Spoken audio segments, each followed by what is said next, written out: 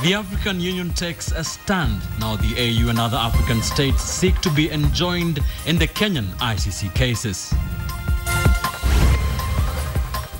Marking time at The Hague, MPs frustrated by unforeseen adjournment of the trial. We are talking, and I tell you, we'll do what is best for Nairobi as Nairobi leaders. Plus, it's back to work in Nairobi. County workers resume operations after a 2-week strike. Also coming up on KTN Prime, husband forgives his wife for plotting to kill him. This is KTN Prime with Lindah Oguttu and Ben Kitili.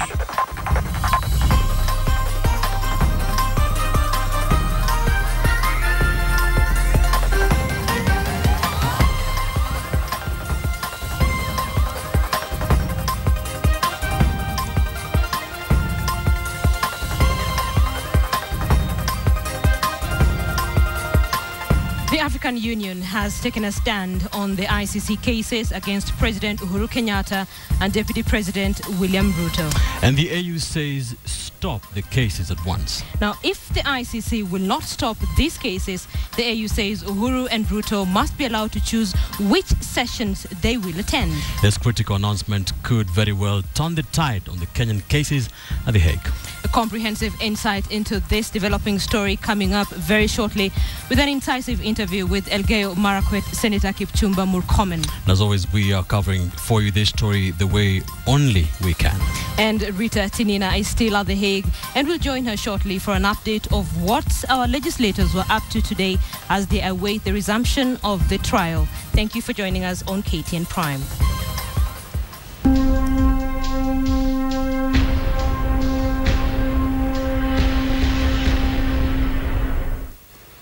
Welcome to the program. Now, the African Union is threatening the International Criminal Court with a mass pullout from the Rome Statute. The AU has petitioned the ICC presidency to refer the Hague trials to Kenya. And tonight, Sam Ogina begins our bulletin in what appears to be another attempt by the African Union to exert pressure on the ICC to transfer the Kenyan cases. The African Union is pulling strings on the Kenyan cases, blackmailing the ICC court with an en masse pullout of Africa states should the court fail to effect a referral of the Kenyan cases. AU Chairman Ethiopian Prime Minister Haile Mariam Desalegn has petitioned the ICC presidency seeking to halt the trials of President Uhuru Kenyatta and his deputy William Ruto until its resolution during the 21st ordinary session is considered, and equally Uhuru and Ruto to pick trial sessions they want to attend. AU contends that proceeding with the trials undermines Kenya's sovereignty and its constitution. A special session of African Union heads of states has been convened for October to discuss an African pullout from the Rome Statute and Kenya's trials at the ICC. Meanwhile, the trial of the country's deputy president has unsettled Kenya's top power organ. Watching his number 2 in the dock in a foreign country, the trial has heartbroken the president. Knowing how far he has come with the deputy president and knowing that promoting national cohesion and unity has always been at the heart of their approach to their politics, the president felt deeply saddened by the whole episode. Nonetheless, President Uhuru Kenyatta maintains they will continue cooperating with the court so long as it respects the country's constitution as supreme.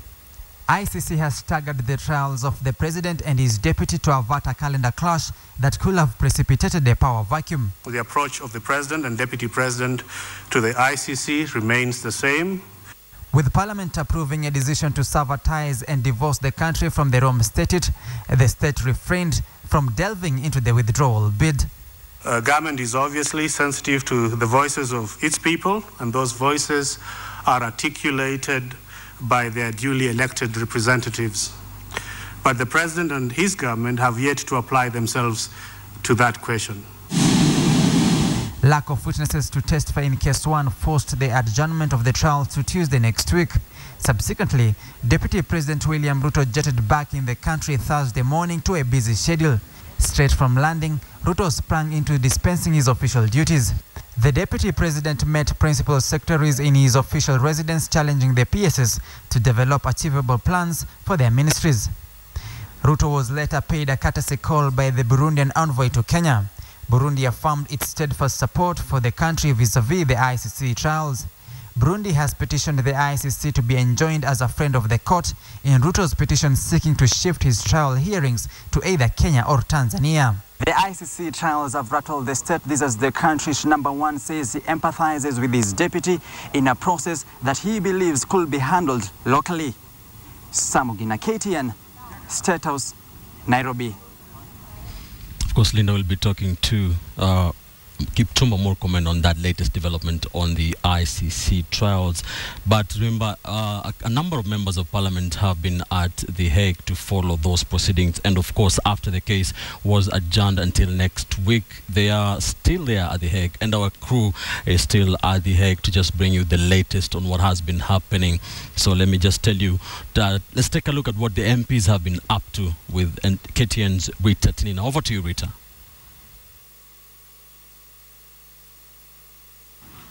A very good evening to you from The Hague, where we have enjoyed some good weather throughout the day. But not everyone is enjoying their stay here. Some members of parliament who had accompanied Deputy President William Ruto during the opening of the trial against him at the International Criminal Court are still here in The Hague, even after the trial was adjourned. The MPs say they cannot find flights back to Nairobi.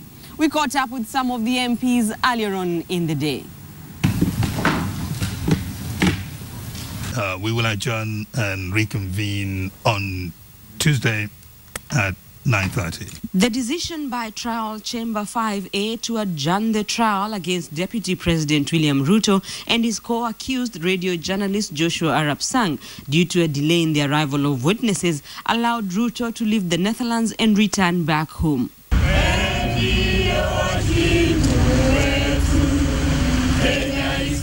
But for some members of parliament who had travelled to The Hague in support of the deputy president, the adjournment has thrown their schedules into disarray. We caught up with some of the MPs outside their hotel in The Hague. We are not lost. We are just waiting for the flight. The MPs are among the first batch of legislators who travelled to The Hague. Some were scheduled to travel back to Nairobi on Sunday, others on Monday. The adjournment has left them contemplating their next move, with most flights to Nairobi unavailable on short notice. If we had flights, most of us could have left yesterday. And I had tried to fight back and find how I can go back as early as possible. Unfortunately, the earliest I will leave is on Saturday. We are here not by will or by wanting to remain behind, but because of the inconvenience. Maybe it emphasizes that for the Kenyans, when they were asking for the case to be had near home, was not a selfish move, but it was a move for convenience of everybody. With no court sessions to attend, the MPs have some free time on their hands, time they say they would rather spend back home. To serve our people, to serve our country, and not to come and spend time here at The Hague.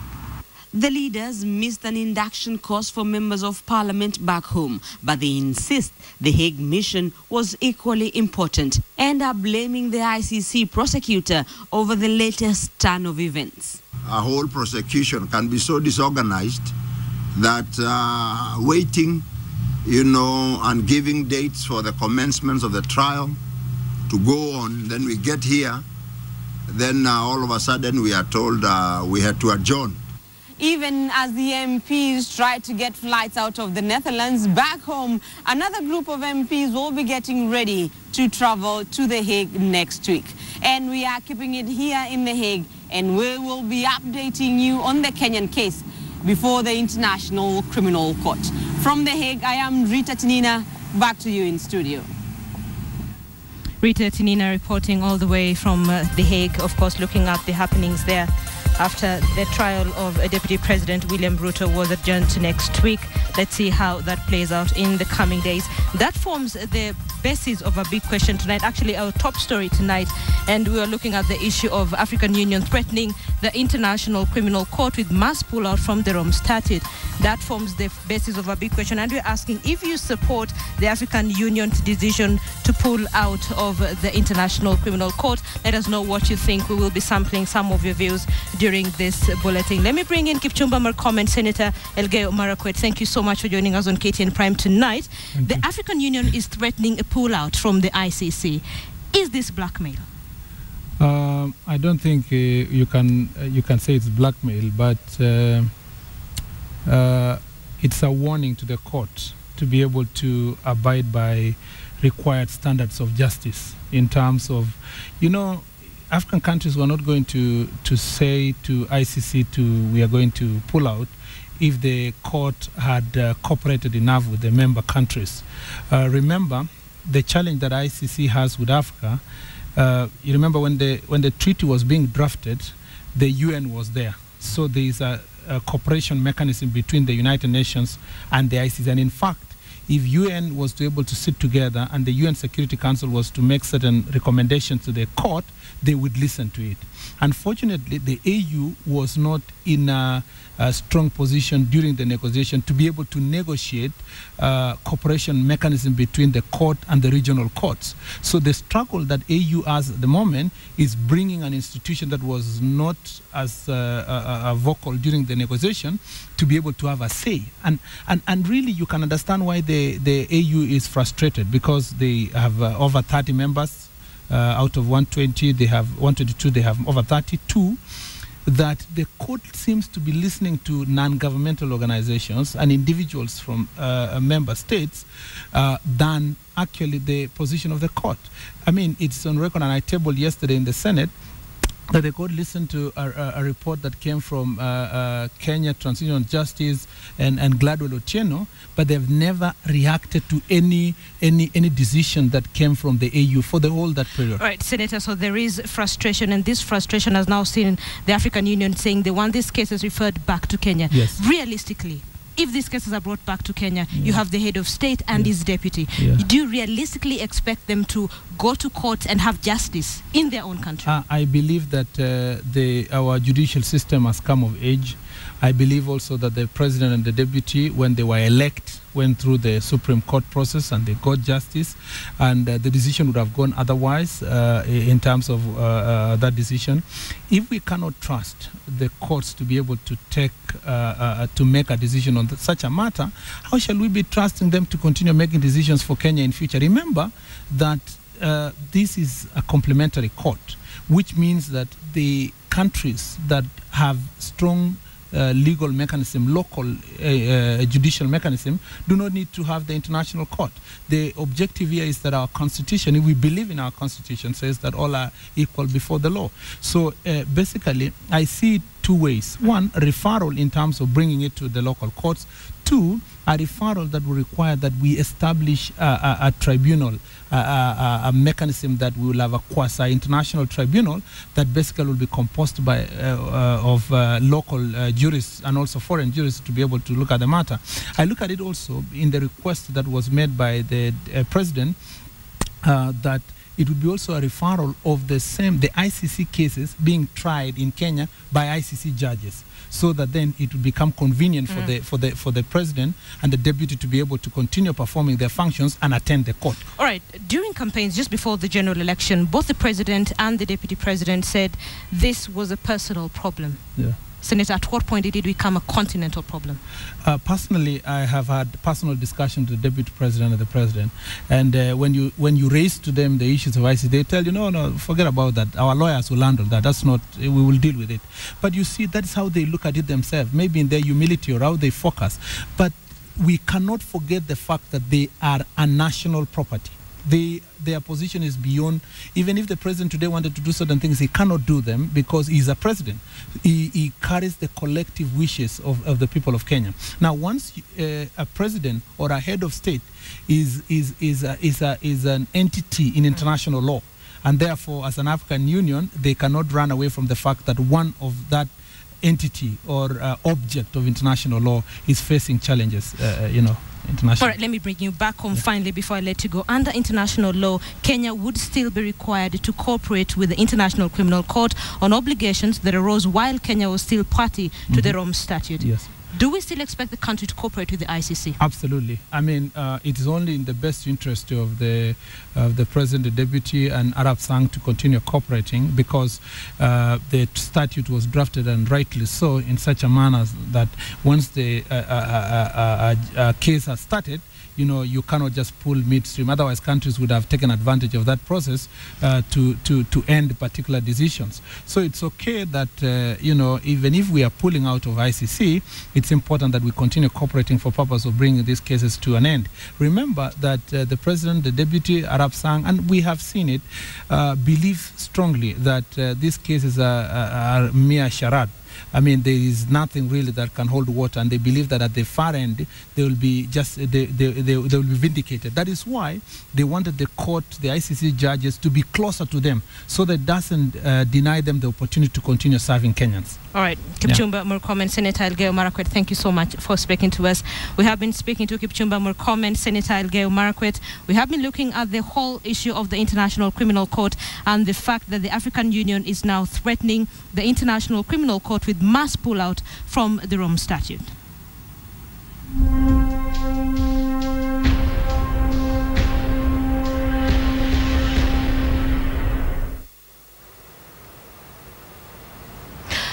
All right, let's bring you back to the country, and in particular Nairobi. Services in Nairobi have resumed after the strike by the county workers was called off. Now, this comes after the workers' union signed a return to work agreement with the capital city's county government. KTN's Wilson Mburu has the details.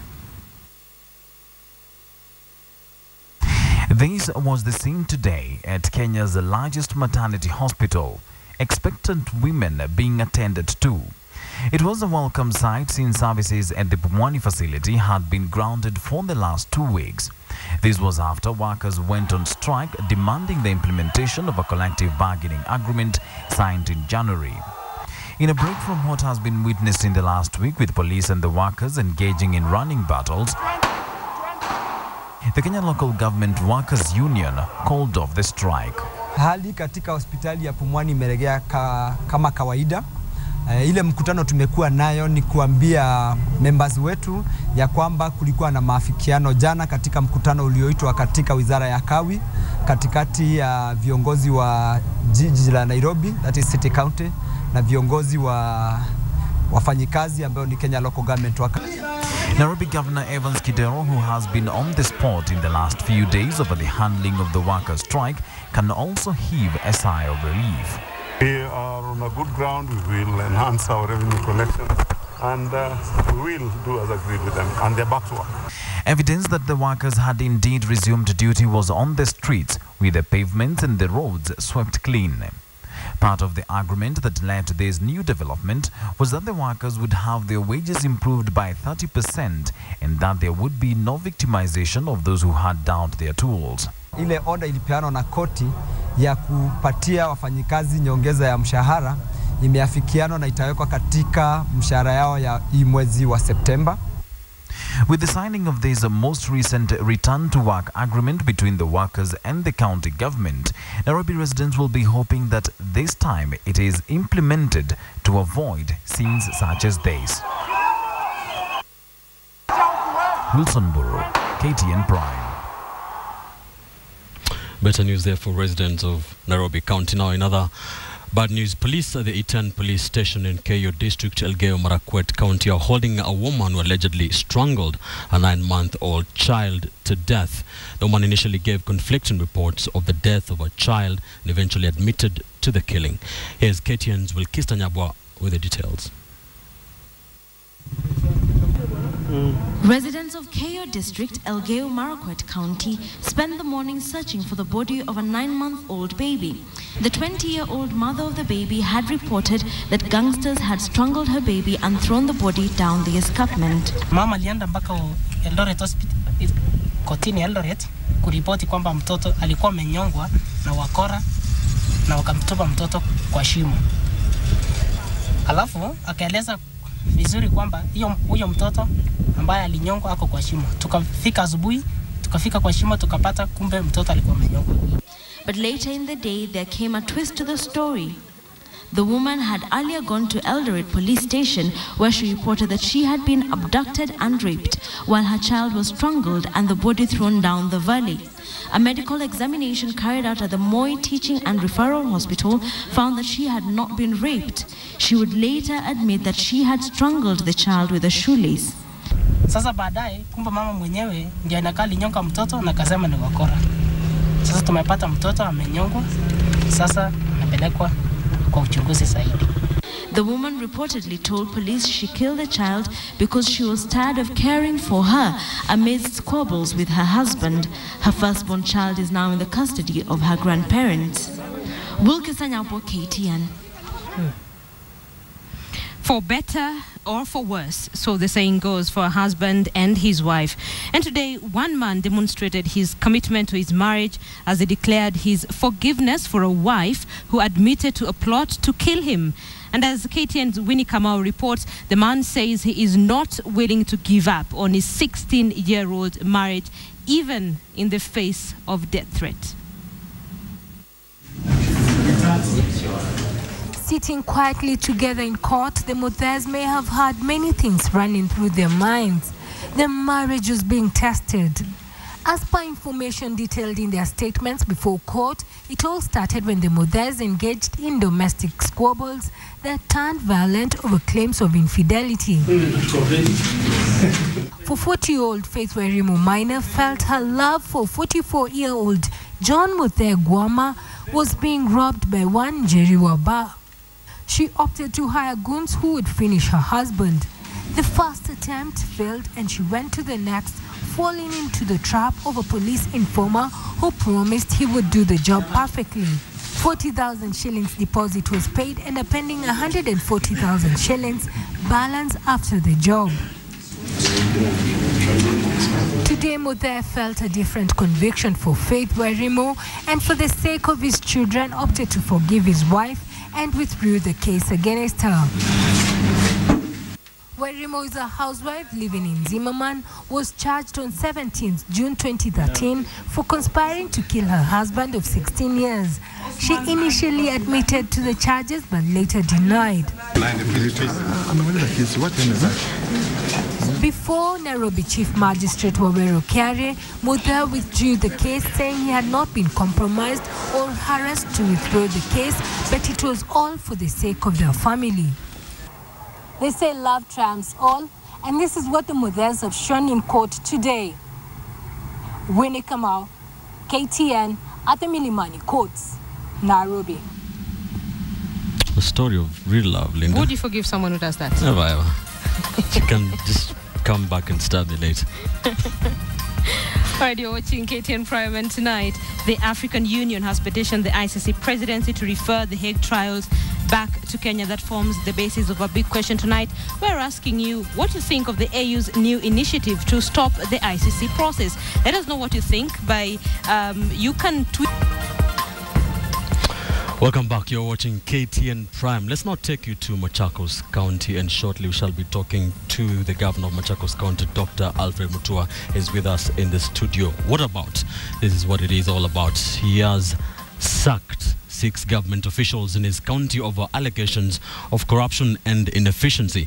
Mutua says the move will pave way for investigations and allow the county public service to recruit other officers. Questions, however, abound as to whether Mutua has the mandate to sack officials seconded to the county government by the central government. Not one, but 6 officials found themselves out in the cold after Machakos Governor Alfred Mutua flexed his muscle and sacked them.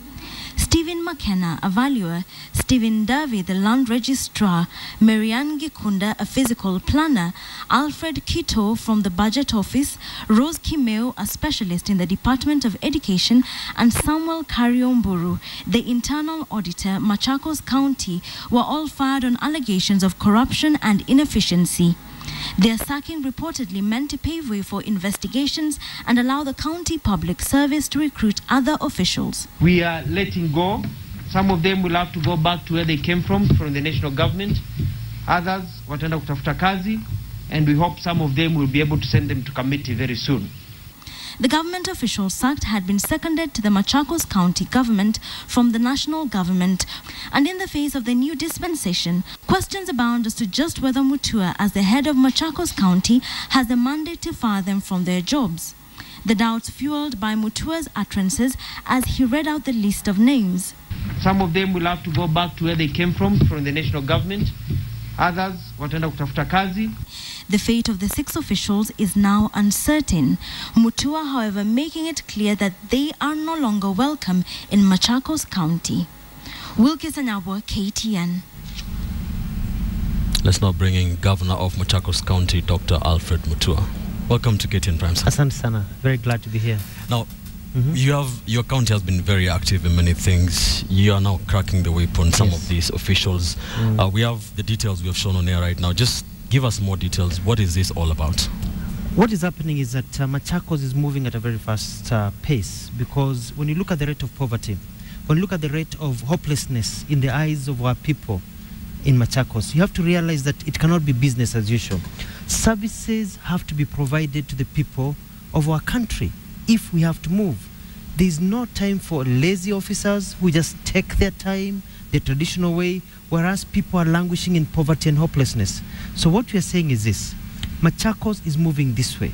Either you're moving with us, or you get out of the bus, get out of the train, let us move without you. Because every government official who is being paid a salary, employed, they should know that their employer is that poor woman in the village, is that child sleeping hungry, and we all have to put our efforts together. We will not allow, for example, some officers who are playing on the opposite side. For example, you can't have a football team where you're all scoring one side and some officers are scoring in your goal. You don't allow them. What do you mean by that? What I mean is that, for example, we've got projects that we're initiating. You're busy working during the day with the same officers, initiating a certain project. At night, they're reversing the order. They're doing other things for self-interest, which is not allowed. Because we have said that in Machakos, you go there, you should go to the office early, you work, you serve the people. If you can't step aside, we've got other people to come in. The other thing is irregularities in the issues of land, in the issue of provision of services. We're asking ourselves, why is Mlolongo very dirty? Why is Athi River very dirty? How come the roads in Ashokimau had been left to just fall apart? How come you go to our towns, they are dirty? How come services are not provided as quickly as they should? I toured Machakos General Hospital the other day.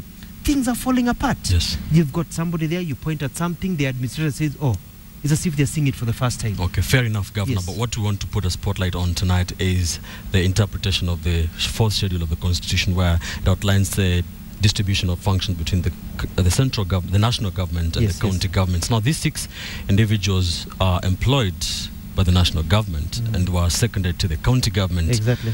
So, the question that we are asking is, do you have the mandate to sack them?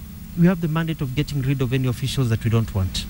The bottom line is this: if you are in Machakos, they are working for the government of Machakos, whether you are seconded, whether you are volunteering, whatever you're doing. So if you are sitting there serving the people of Machakos and you're reporting to the governor, because these people do not report to the national government, they're in devolved systems, they are reporting to the governor. So you can't be reporting to me and I can't discipline you. You can't be reporting to me and I can't send you. So if you're reporting to me and I give you a task to do and you're not able to do it because you've got the lethargy of the national government systems that have been there for 50 years, you've got corrupt tendencies that you've had for a long time, we in Machakos have said we don't want you. We have many national government seconded officials in Machakos who are excellent. I've absorbed them into my government. They're working I'm even getting more seconded to me from the national government. They're excellent. They're good workers. But you'll always find a few people who find change to be very difficult. They have not realized that this is a new Kenya. It's about service provision. Another to the people. thing, yes. Thank you. Another thing is that they are all seconded to you. So does this mean some of them would be feeling that they are being targeted by your government? No, they're not. It's not necessarily about targeting. It's about being seconded. What usually happens is this: there were very, very few officials working in the local governments that we inherited to be county governments. Majority of what has been devolved from agriculture, health, water, were all national government employees. But once we form county governments and once there was a gazette notice devolving these functions, they automatically became employees of the county governments. They became absorbed. Our salary, actually, the money I'm getting is paying them. The allocation, the 4.9 billion, 5 billion we're getting, when you add what you're getting for healthcare, I'm actually paying their salary. So they are actually my employees. It's only that they were employed by the national government doing agriculture, but agriculture have been devolved to Machakos government, for example. So they are working for us. Final question, Governor. What is the way forward for these particular individuals and, of course, for Machakos County, very quickly? We are sending them back to where they came from. We are looking at some reports that we've received. We would like to get more investigations done. We think that some of those officers should not be serving in public office. Some of them should be investigated, and if they are found to be culpable, should be locked up. Because the time has come to this country to say that we cannot steal. Look at the cost of food now with VAT added over 16%. It's become very expensive for people to actually buy food to eat. And then somebody takes part of that money to feed themselves, to buy a bigger car, to build a bigger house. Kenya will not change until we say enough is enough. We all need to pull together. People want to work are welcome to work with us in Machakos. We're not going to be vindictive. We've promoted people, but those rotten apples who are working, sending funny letters at night, trying to undermine my government, will not be allowed to work in Machakos because they are working against the spirit and the lives of the people. Thank you, Governor. Thank you for your time. Asante sana. And karibu Machakos. I was told that you like racing. Yes, I do. So we are building a Formula 1 Racing track so that we can want to attract tourists. Good initiative there. Yes. Thank you, sir. Karibu sana. For we've been talking to Governor of Machakos County, Dr. Alfred Mutua, on that particular incident whereby 6 officials employed by the national government and seconded to that particular county have been sacked. We shall be keeping an eye on that story for you. Now, in other news, police imposter Joshua Karianjahi Waiganjo has been sentenced to 2 years in jail by a Naivasha court. Waiganjo was convicted of the illegal possession of government police uniform and firearms. This comes just a week after he released the first chapter of a book in which he mentioned a veteran politician over the ICC cases. Naivasha resident magistrate Selina Mushungi found Waiganjo guilty of possession of various police attires, including a pair of black boots, 2 pairs of police shirts, trousers, 1 jungle uniform, and 2 pairs of shoulder flags marked Kenya Police. According to the prosecution, police acting on a tip-off from members of the public raided the house where they found the police uniforms. The prosecution told the court that the accused could not account how he got possession of the uniforms belonging to senior officers. In his defense, Waiganjo said that he was a police reservist and acquired the uniforms through the then Rift Valley PPO, Peter Kimanthi. He said that he was appointed as a police reservist in 2003 and later promoted to an assistant commissioner of police in 2005, adding that he had the appointment letter. In her ruling, the magistrate said that the prosecution had proven the case beyond reasonable doubt, as Waiganjo could not explain how he got hold of the police uniforms, which is against the law. According to the court, Waiganjo has 14 days to appeal. Betty Carlo, KTN. That's the latest in that Waiganjo kind of chapter. And I don't know what will happen, Linda, because he was writing a book. I understand he even released the first chapter. Yes. Yeah. So he's still working on the rest of the book. So I have no idea how long it will take him. But now we know that he's been sentenced to 2 years in jail by a Naivasha court. Let's see how that goes. Hope he'll be able to finish his book. That we can be able to understand what exactly he was doing in the police force without being qualified to be there. All right, you're watching KTN Prime. Thank you so much for staying with us. We're taking a short break, but Joy Doreen Bera is up next with today's business news. Joy. Thanks, Linda. And by the way, I didn't know that Ben does love racing. That was an insight there from the governor. But well, coming up in business, we'll be letting you know how the cost of internet could go down if the new broadband strategy is anything to go by, and also just ahead. County governments to raise tourist numbers as national government works towards raising foreign exchange. Reaping where they never sowed. Elderly shoplifters nabbed in Naivasha. Tweet of the day in association with Imperial Bank Arsenal debit card.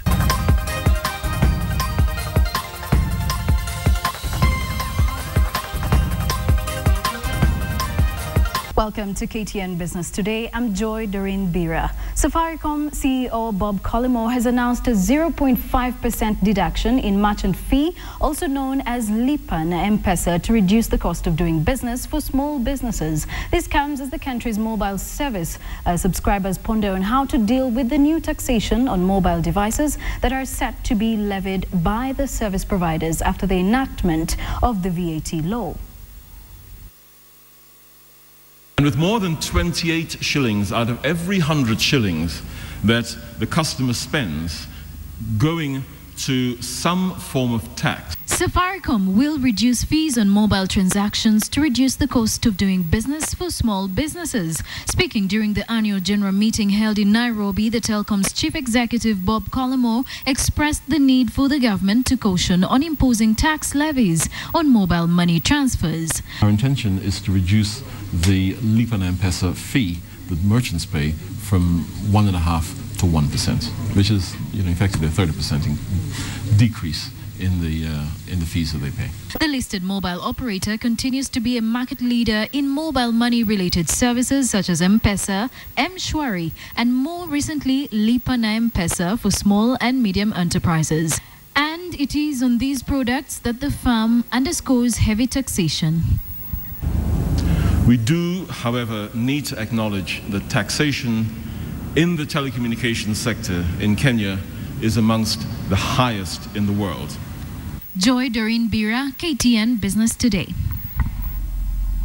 And well, taxation is the biggest challenge now in the telecommunication industry. The Kenya Tourist Board is moving in to partner with county governments to create and promote tourism products in the country. This comes in the backdrop or on the backdrop of falling numbers of international tourists visiting the country. Kenya's tourism sector continues to feel the hit from declining numbers and faces a Herculean task of looking for new source markets. With devolution slowly taking root in the country, the Kenya Tourist Board is working closely with county governments to formulate a working strategy that opens up the rest of the country to tourists. So the county then will be able to align itself from a tourism perspective with a national tourism strategy.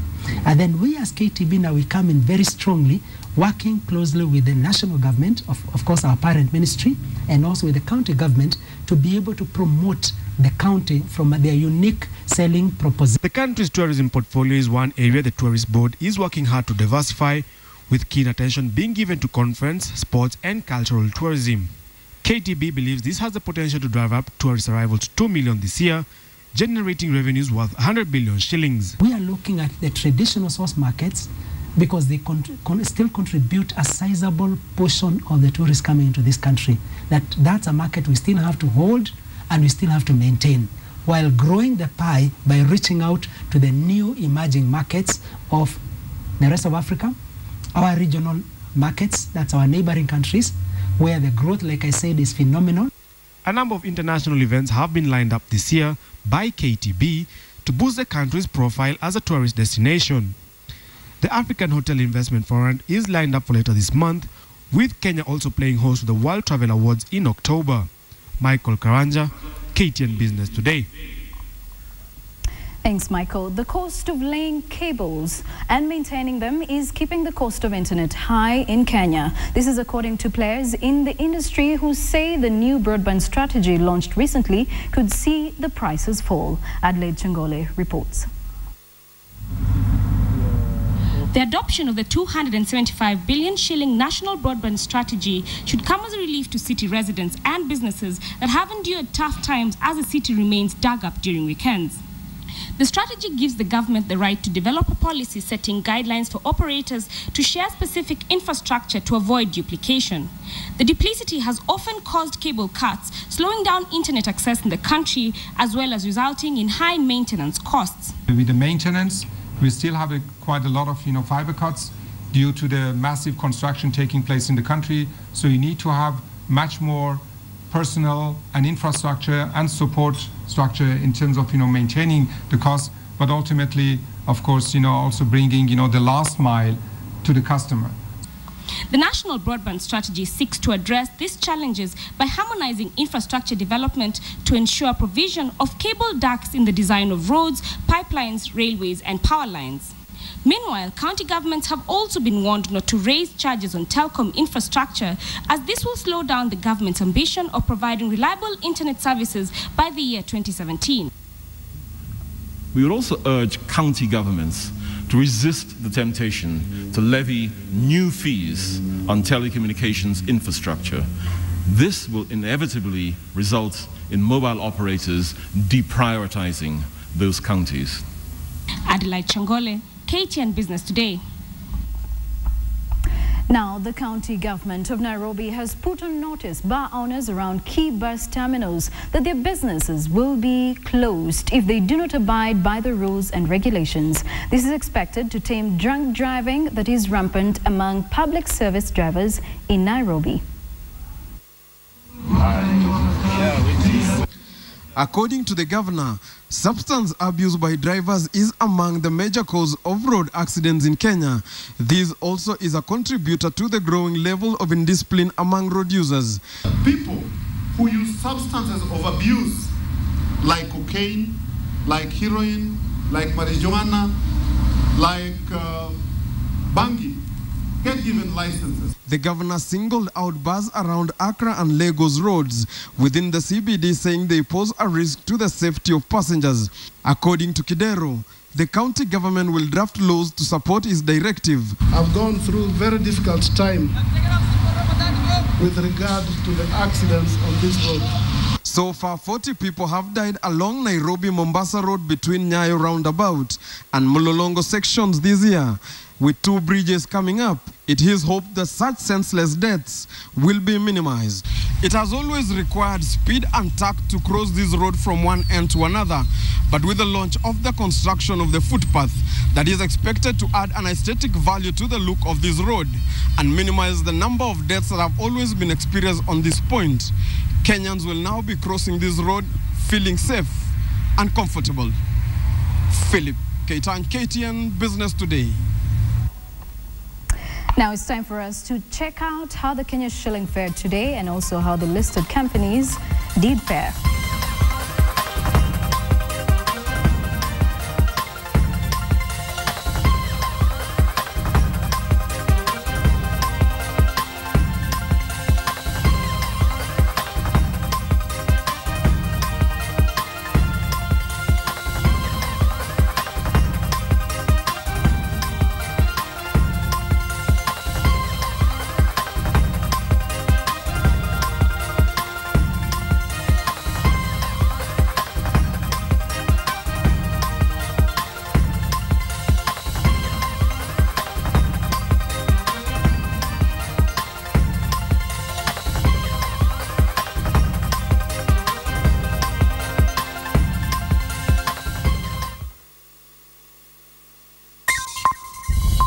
KTN Business in association with Safaricom Business. Get your business connected to the internet with our fixed data solutions, perfect for all your needs. To find out more, email partnerships@safaricom.co.ke. And well, that's it from us here at the KTN Business Desk. Until tomorrow, I hand you back to Linda and Ben. Joy, thank you very much. Now, you're watching KTN Prime, and tonight the African Union has taken a stand on the ICC cases against President Uhuru Kenyatta and Deputy President William Ruto. The Addis Ababa-based African organization says the ongoing trial should stop and that Uhuru Kenyatta and William Ruto must be allowed to choose which sessions they will attend. This critical announcement could very well turn the tide on the Kenyan cases at The Hague.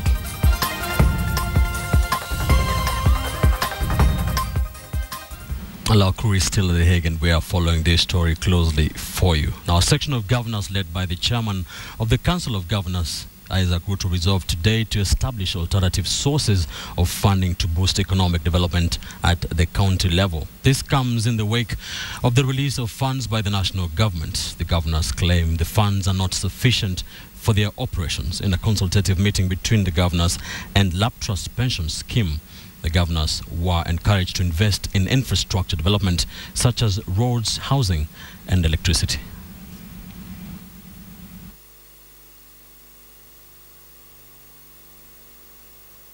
On the basis of the division of revenue. Yeah, you know, we have been saying we have not received it. This week we have started receiving it. We want to be honest and clear and open to the public that we have now started receiving funding under the Division of Revenue Act. We have seen it fit to assist our counties to find solutions for funding their investments by getting alternative sources of funding. That is the governor's take. Time now to take a look at what's happening in the world of sport. Let me take you to Nicholas Mudimba in the sports studio to just bring us up to speed. Nick. Thank you, Ben. And of course, today you have lots of sporting action for you, including expectations of former champions of Apaka and what FKF and KPL have given Gor Mahia as a gift. All that after a short break. Ready to dethrone Kenya, Cameroon, Algeria and Tunisia vow to win this year's Volleyball Africa Cup of Nations. Ningewauliza. Association with Guinness. He believes a man's name finds its meaning not in what he says, but in what he does. A name that is made of more.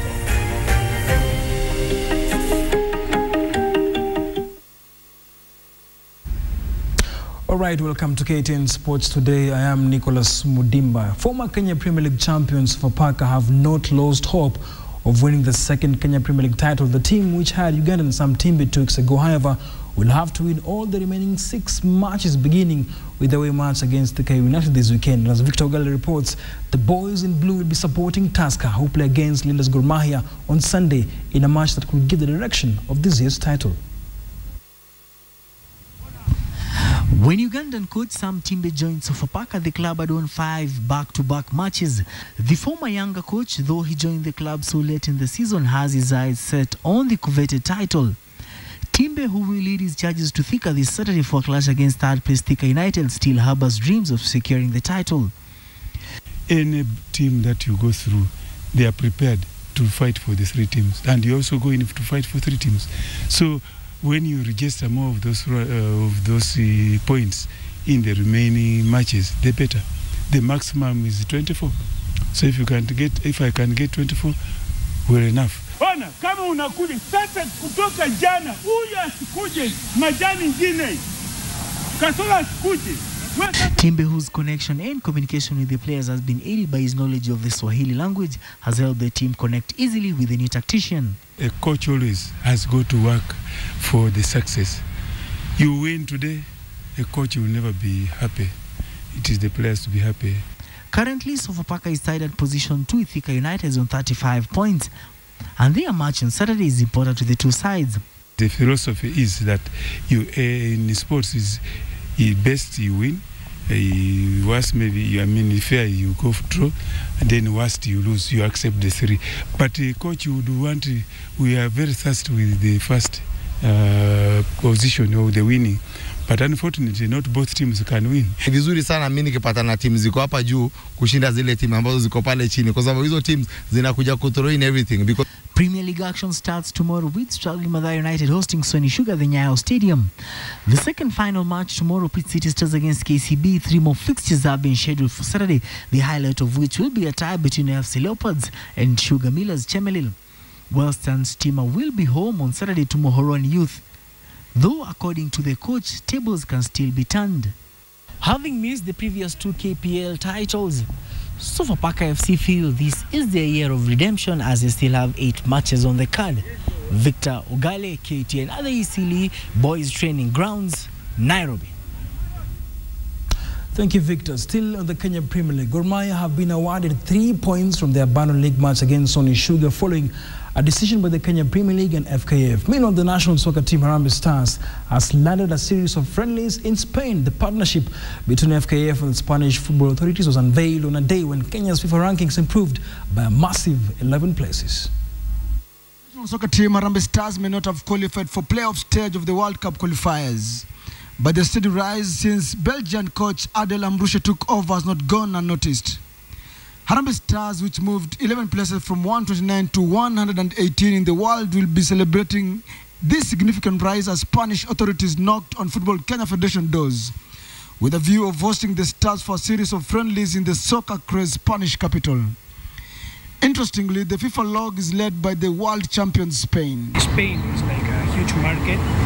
Why not arranging not only international friendly matches, because there are some other national teams interested in playing against these new potential teams. We want to make some collaboration with the gentlemen so that our national team can go to Spain and play not only with the national team but other clubs which are below the national team. And we trust that this collaboration will help this country, and we want Spain to help this country, Kenya. On the thorny issue of awarding league leaders Gor Mahia 3 points, FKF said that it awarded the Green Army 3 points after a meeting with Kenya Premier League. The decision stands that the match is awarded to Gor. However, if Sony so wishes, we have an independent appeals board. They can now apply to the appeals board. After the 1-week lull, the Kenya Premier League resumes this Friday with Gor Mahia. The league pesetters are motivated lot following the Kenya Premier League and FKF decision to award them the 3 points. For KTN Sports Today, I'm Hassan Juma. All right, all guns are pointing at the multiple Africa Feminine Champions Kenya when this year's Africa Cup of Nations serves off on Saturday at Kasarani. Algeria, who lost to Kenya in 2009, Tunisia and Cameroon are all in Nairobi. Cameroon and Tunisia say today they have come to Nairobi ready for the battle. With preparation for the Women's African Cup of Nations underway, different teams among Cameroon and Tunisia are optimistic that this is their time to end the Kenyans' dominance in the continent. The Cameroonians were among the first teams to arrive in Nairobi, sharpened their arsenal at Kasarani Gymnasium, after which they announced their readiness to give Kenyan host a run for money. We have been working very hard, and we have come here to do something positive here. So we are ready for everything. Objective of a team coming to competition is to win. It's true, you know, you cannot win everybody, but you put in as much as possible. North Africa and Tunisia landed in Nairobi on Wednesday and showed their readiness for the battle as they strategize on how they will take on the other formidable teams starting this Saturday. The Tunisians are boasting of a well-oiled machine complete with young and experienced players. The tournament will serve off on Saturday afternoon at the Moi International Sports Center Kasarani, with Algeria, Egypt, DRC, Ethiopia and Gabon expected to join Tunisia, Senegal, Cameroon and host Kenya, who are on with their training here in Nairobi. Team Kenya will not have an easy time in their quest of trying to defend this title, as different teams from different nationalities are out with the main aim of spoiling the Kenyan dominance. Moses Wahisi at Moi International Sports Center, Kasarani.